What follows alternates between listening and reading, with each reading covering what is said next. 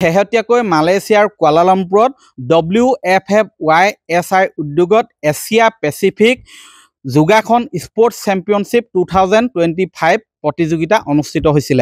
অসম তথা শিৱসাগৰবাসীৰ বাবে ভাল লগা খবৰ হ'ল যে এই প্ৰতিযোগিতাত শিৱসাগৰৰ দিচিয়াল গাঁৱৰ অভিশ্ৰুতি ভূঞা নামৰ দ্বিতীয় শ্ৰেণীত অধ্যয়নৰত ছাত্ৰীগৰাকীয়ে ৰূপৰ পদক লাভ কৰি গৌৰৱ কঢ়িয়াই আনিবলৈ সক্ষম হৈছে। এয়া হৈছে অভিশ্ৰুতি ভূঞা। তেওঁ সেই এছিয়ান পেচিফিক যোগাসন স্পৰ্টছ চেম্পিয়নশ্বিপত ট্ৰেডিশ্যনেল যোগ প্ৰতিযোগিতাত তেওঁ 9 বছৰ অনুৰ্ধৰ শাখাত ৰূপৰ পদক লাভ কৰি গৌৰৱ কঢ়িয়াই আনিছে। মই দেখুৱাইছোঁ, এয়া সুন্দৰ এটি মেডেল, ৰূপৰ পদক, এটি ট্ৰফি আৰু মানপত্ৰ তেওঁ লাভ কৰিছে। অভিশ্ৰুতিলৈ মই প্ৰথমে তোমাক অভিনন্দন জনাইছোঁ। ধন্যবাদ। কেনেকুৱা লাগিছে? ভাল লাগিছে বহুত। ইমান দূৰলৈ গৈলোঁ। ক'ত শিকিছিলা তুমি? মই উৎকৰ্ষ বিভূতি ছাৰৰ ওচৰতে শিকি আছিলোঁ।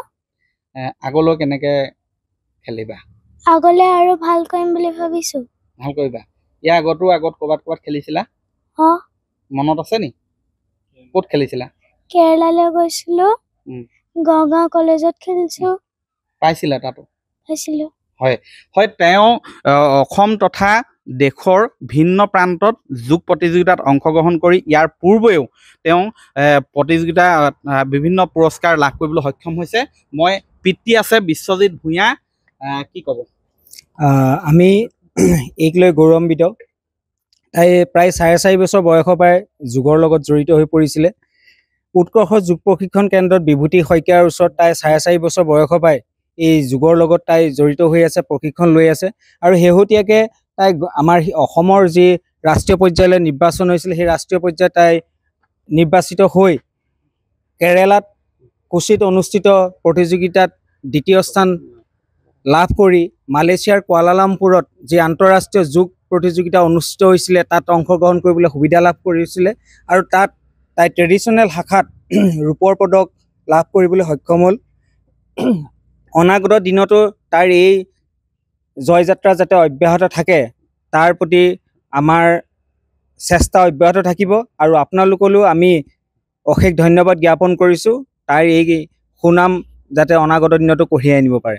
হয়, এয়া মই দেখুৱাইছোঁ অভিশ্ৰুতি ভূঞাই আমাৰ কেমেৰাৰ সন্মুখত ইয়াতে দুই এটি যোগ প্ৰদৰ্শন কৰি দেখুৱাইছে।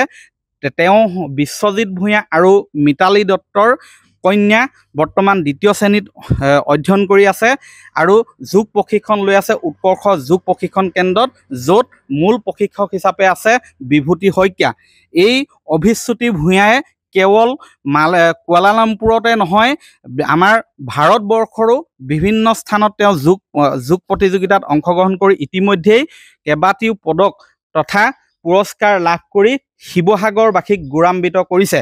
আৰু এইগৰাকী অভিশ্ৰুতি ভূঞা মই দেখুৱাইছোঁ যে তেওঁ এই কম বয়সৰ পৰাই আচলতে যোগত মনোনিৱেশ কৰিছে আৰু এই ক্ষেত্ৰত মূলতঃ অভিভাৱকদ্বয়ে আচলতে যথেষ্ট উৎসাহ আৰু গুৰু দায়িত্ব লৈছে আগবঢ়াই নিয়াৰ ক্ষেত্ৰত।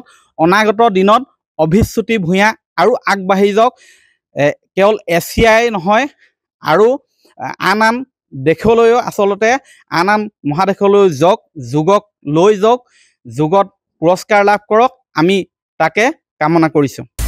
আপুনি বিচৰা বাতৰি পাব কেৱল নিউজ 18 এপত। নিউজ 18 এপ ডাউনলোড কৰিবলৈ স্কেন কৰক এই QR কোড। গুগল প্লে ষ্টৰতো পাব এই নিউজ 18 এপ।